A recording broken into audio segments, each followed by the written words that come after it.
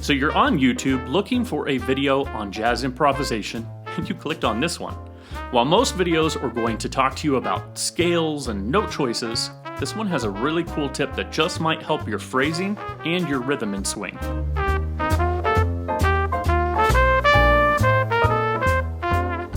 Hi, my name is Jason Klobnak, and I'm a jazz trumpeter from Denver, Colorado that helps musicians find a better way to improvise. If you're looking for a quick jazz improv tip that will help your soloing, then you've come to the right place. Music is made up of three very important pillars: melody, harmony, and rhythm.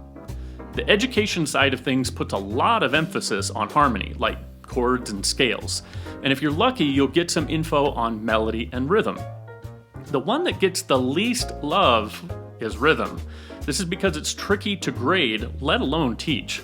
There's a lot of great resources on YouTube and from other amazing teachers out there as well. But most of what you're going to find on the first couple pages of a search result are on harmony and scales. It's important to know those things, but if you play it square or with a bad rhythm, it won't matter. So this video's tip is something I wrote a blog post about in 2011 and then covered more in a book called Breaking the Monotony. The concept is pretty simple. It's using a clave pattern to help create rhythmic interest in swing. You might be wondering, wait a second, Jason.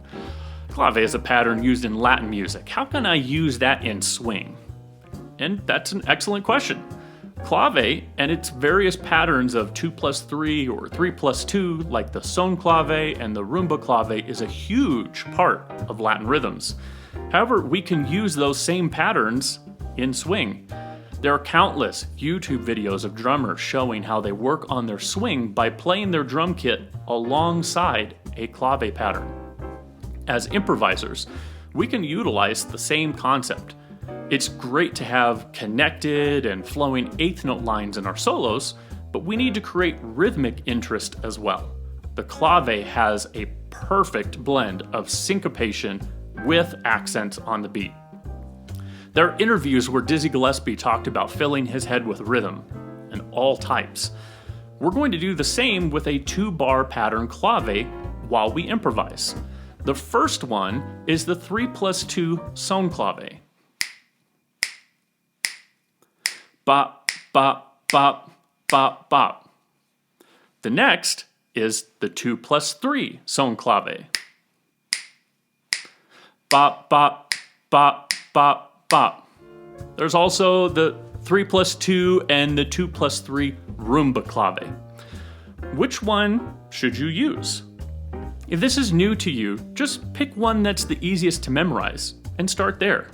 There's a really cool app called Drum Genius that has swing drum loops that also play a clave pattern along with it. Highly recommended, and it makes for an incredible metronome. So let's talk about implementing this. If this is new for you, treat this like an exercise at first. Use the progression to a song you're working on or a simple 2-5-1. Sing. Don't play yet. Sing the rhythm using any syllable you're comfortable with and just use the clave at first. As that gets comfortable, you might start to notice you're wanting to either attach notes to those syllables or wanting to expand the rhythm some more beyond the clave. And that is it. That's the sweet spot where the rhythm itself connects with your musical subconscious and wants to create by expanding it. Let me show you an example. Bop, bop, bop, bop, bop, bop, bop, bop, bop, ba doo da da, bop, boo da da, bop, bop, bo doo beep doo bop. Quick example. After you've done this a little bit, transfer it over to your instrument. As you get more and more comfortable with it, you can fill your head with that rhythm while you're improvising, and you'll notice more freedom in your phrasing and rhythm, which allows you to break the monotony of that constant string of eighth notes. Here's a quick example playing over a simple 2-5-1 in 2 key areas.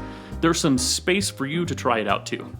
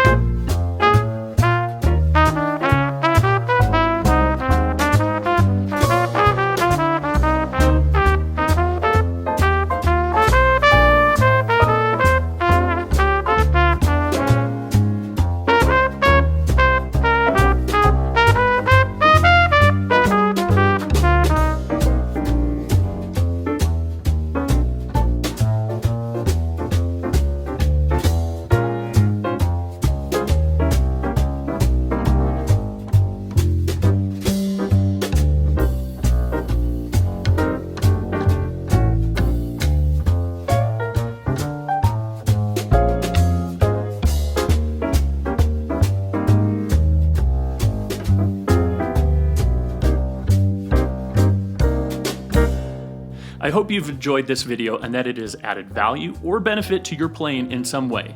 Be sure to hit that subscribe button and that bell that's right next to it that lets you know when another video comes out. And if you know any other musician that might find this useful, you can share it with them too. Until then, my name is Jason Klobnak, and I'll see you on the next one.